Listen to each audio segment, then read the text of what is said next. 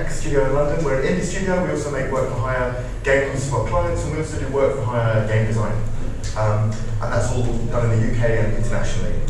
So I'm going to talk a bit about our prototyping process, how we design our games.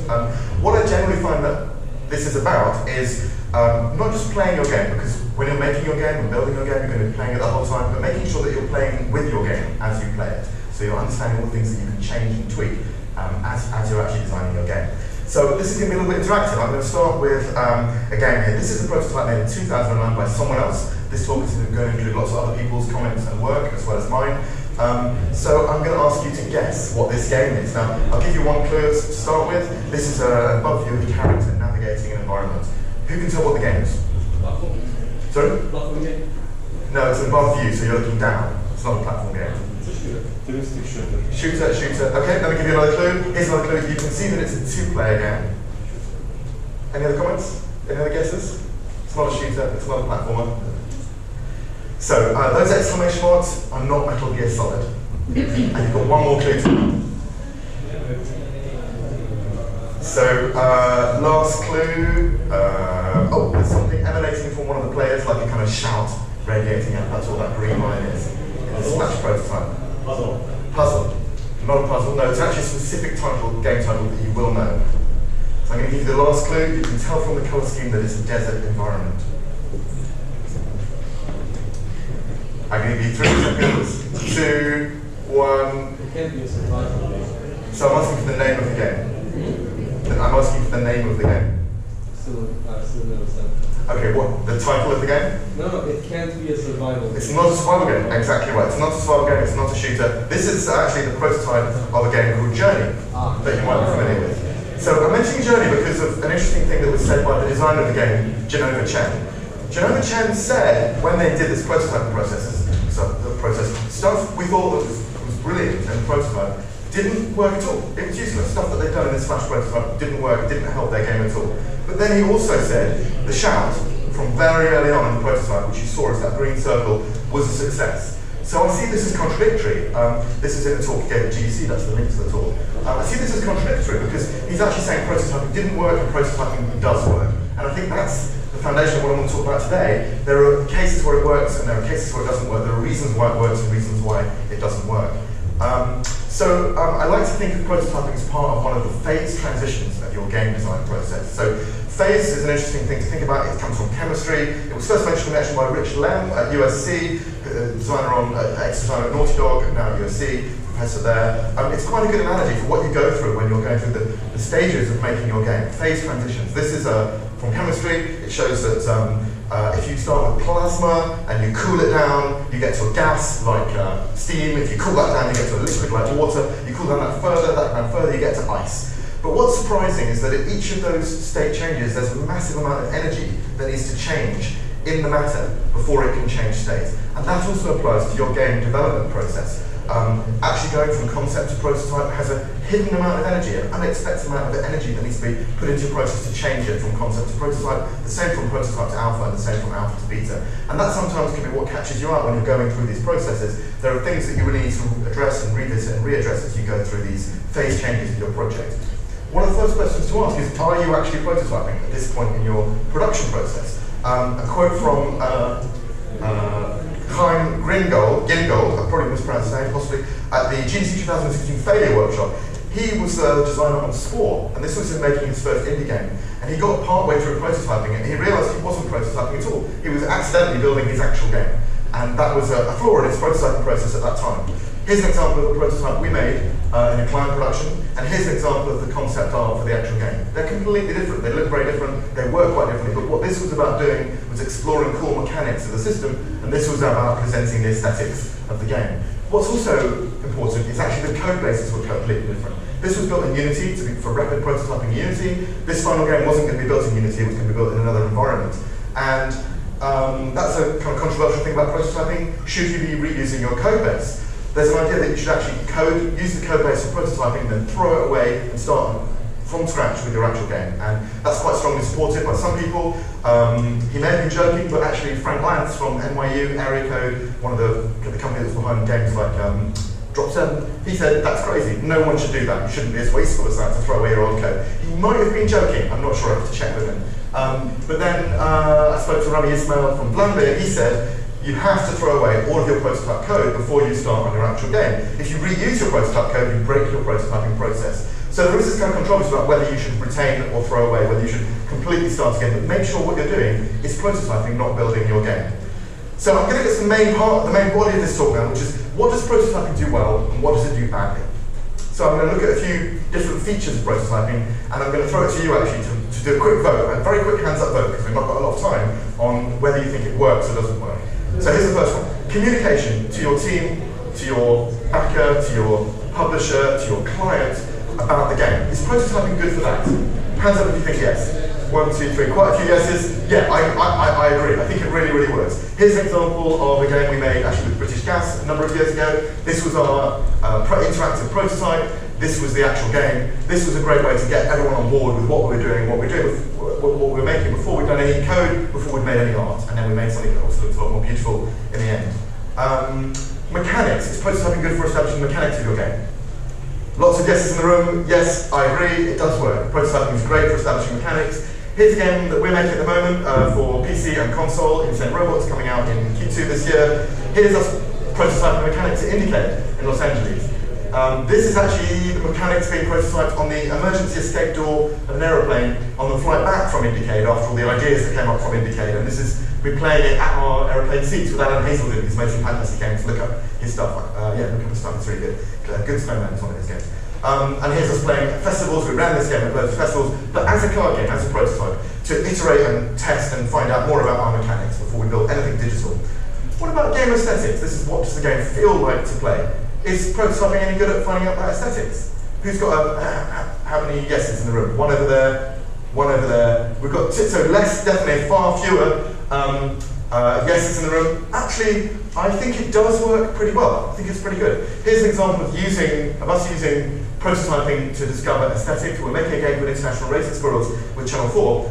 And we didn't know whether we could create the tension we needed to create about the management of your financial systems as you went into the race system of the game. That was the tension that we wanted to come out of the game. A feeling of, can I make this work? Is it going to be possible? Like a slight anxiety, we wanted to engineer it as the aesthetic of this game. So we used this paper prototype to test it. The great thing about this paper prototype is we could run it in the pub. And we also used interactive wireframes that we ran in schools and with target audiences, and that led to us making this game that looks very different from the prototype, but we generated and engineered the right aesthetics by using prototyping. So yes, it did work.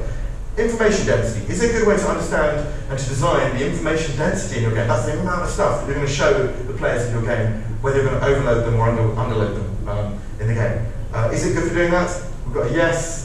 That's the least yeses, and I'm going to, sorry, disagree with you, but it's all personal opinion. I actually find that it doesn't work for information density unless you're really, really careful. So this is one of the kind of things to note, like as you're going to prototyping, watch out. So here's a quote from Eric Zimmerman, wonderful game designer at NYU. The amount of information you can convey in a board game or prototype or tabletop game is absolutely massive compared to what you can do on the screen. So this is quite a gotcha. Here's an example of it not working so well. Settlers of Catan is a board game that many of you will be familiar with. There's just a lot of stuff in this game.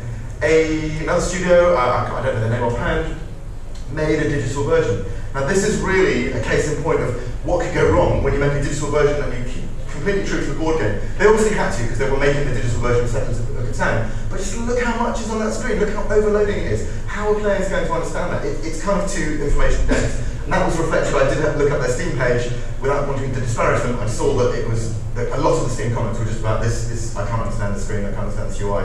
So that was kind of getting too carried away in a way. If you do that in your paper prototype, it's something to watch out for, try not to let that happen. UI, is paper prototyping a good way to understand and evolve the UI of your game?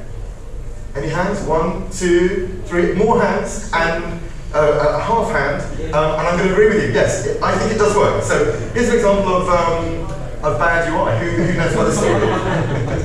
So this all happened through bad UI. So this was an emergency alert that was put out in Hawaii about a couple of weeks ago. For 40 minutes, people thought a ballistic missile was about to land in Hawaii. 40 minutes later, they realized it was an error and they put that up. It was bad UI. There was a drop-down menu on the missile warning system that had the two items next to each other, test system and activate system.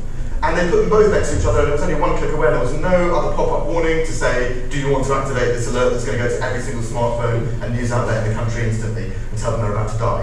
So if they'd done a little bit of paper prototyping, they might have actually avoided that. If they put a few people in front of us, a mock-up of that, just with bits of paper on the table, done in 3 minutes or 5 minutes, they would have actually avoided that issue happening. We did it for Insane Robots. So here we are simulating a new feature. I can't remember exactly what feature it was, but we were hiding something behind these barriers. We just quickly threw together Lego, and so it was Christmas time, some advent calendars, and we were using that to test a new idea about the UI. It was a good way to find out whether that bit of UI worked or didn't work. What about managing complex calculations in your game? Is paper prototyping a good way to do that? To understand or to manage complex calculations? The answer is it can work, it doesn't always work. Sometimes things get a bit complicated. There can be a bit too much accounting. That's Nikita Micros in New York who made Killer Queen. Here's an example that we had to do. We had to make an Excel spreadsheet to model a part of our tabletop prototype in international racing squirrels to avoid having to roll a dice 60 times. Brenda Ramiro actually is pretty much behind using Excel for modeling stuff. She says that when I create systems, I often start very early prototyping with Microsoft Excel, just want to see if the system or simulation works the way I think it will. Excel is a wonderful game design tool. But then coming back to Nikita, actually he's saying, if you can't do the entire calculation in your head, redesign your game. So again, we've got conflicting views there. It's interesting to see which way you would do it when you're making your game. Pacing of the game. Is prototyping a good way to understand the pacing of your game? A few hands up, but less hands up, and in my view, that's one of the things you really can't do with prototyping. So what happens is, the game is slow. You are waiting for pieces to be moved around the table, for dice to be rolled, and things like that. It's completely different to what happens when you whack it into a computer, and everything goes very quickly. And so you have to have this kind of suspension of disbelief in your testing. If you're working with consumers, they might not understand that. They might say this game was slow, it was boring, but that's not really the fault of your game. That's the fault, that's an innate thing about prototyping. And just be aware that the pacing will be really, really different. Turn flow is another one. How are we doing time? Okay, turn flow is another one. So managing turn flow, you're more often in turn-based games. Does this work with paper prototyping? No hands, one hand, it's another gotcha. In my view, it doesn't work. So here's a turn flow that we had in Insane Robots. What we were doing here is we're saying, right, I play, it's your turn ends, it's my turn now, I'm doing something called hacking, no, you're going to counter move, I'm going to counter your counter move, oh, I'm going to counter your counter move, oh my gosh. So that was really exciting in the tabletop game. We thought we had a great feature in the game. When we went to digital, it's like, you cannot just keep passing control between players like that. It's very fluid and works on the table, it doesn't work at all in digital. So we redesigned the turn flow, and it made us invent a new move, which was called a lock move, which is like a preemptive counter. So you place your counter move before you actually end your turn, and that was a way to get past this, which was just too much to do in a digital system. And it became quite a nice feature of the game. So here in the game, you can see someone trying to hack someone's robot, and actually they put a lock on there, and so the hack didn't happen. I think I'm a bit short on time. Should I go a little faster, or are we okay? I've got 5 minutes. Okay, excellent. So user expectation. Oh, okay. By the way, is paper prototyping a good way to manage user expectation in your game? We found it didn't really work. So we create conflicts of user expectation with what works on paper, on tabletop, and what happens in a digital game. And we had to manage that and redesign to overcome that. So here's an example of that happening. This is us playing Insane Robots at Game City in Nottingham. We had a move here where you place a fuel token on the robot. Now when you're playing with paper, there's a piece of, there's a card, or cards, there's a card here, you're putting down a new card, and what you did on the tabletop one is you took away that card and you put that card down there. So it felt very normal that when you put that there, you were changing that from a 3 to a 1. As soon as we went to digital and we did the same thing, we realized after a while everyone was confused by that.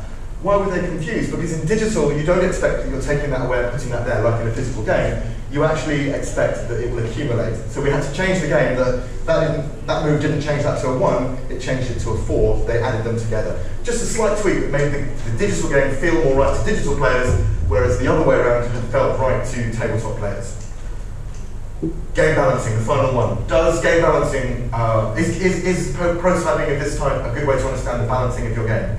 Hands up, hands up, hands up. Yes, quite a few hands up. I agree. So yeah, here's an example of balancing a game using digital prototype. This is an AI versus AI model of playing Insane Robots very quickly. So we could run thousands and thousands of games and understand the balancing of our game. This was prototype code that wasn't used in the final game. It was a good way to balance the rules of the game.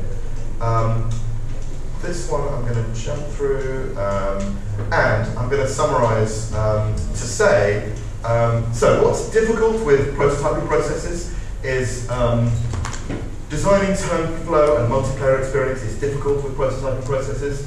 Exploring the dynamics of your game, so mechanics, good, aesthetics, good, but the dynamics of what you're actually doing during the game is completely different with prototyping than it will be with your digital game. Managing user expectation, that shifts when you go from prototype to final game. Simulating probability, that's the one that I skipped through, but basically probability works different when you're dealing with paper decks or dice than it does with your computer game, and actually if you've got more complex probability systems in your digital game, you need to counter that and create your own stuff to make that work in your prototype. Managing information density, not so good with prototyping. Complex calculations, not so good with prototyping. Pacing, not so good with prototyping. So those are all the things prototyping, I feel, doesn't do so well. But what does it do well? Well, communicating your idea as widely and far and wide as you need to go is really well done with prototypes. Developing the mechanics of your game, fantastic with prototypes. Exploring the aesthetics, how does it feel to play your game, fantastic use of prototyping. Refining your UI, again, works really well.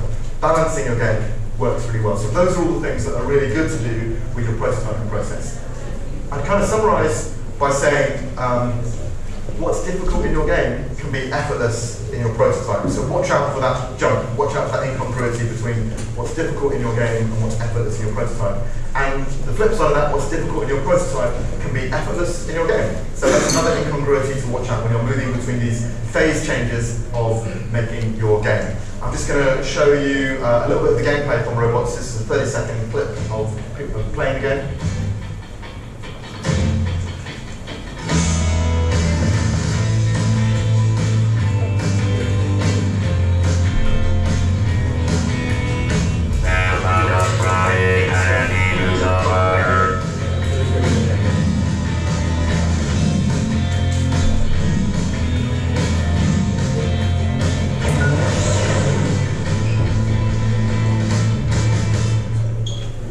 So thank you very much. That's Insane Robots coming out, and that's some of how we design the game.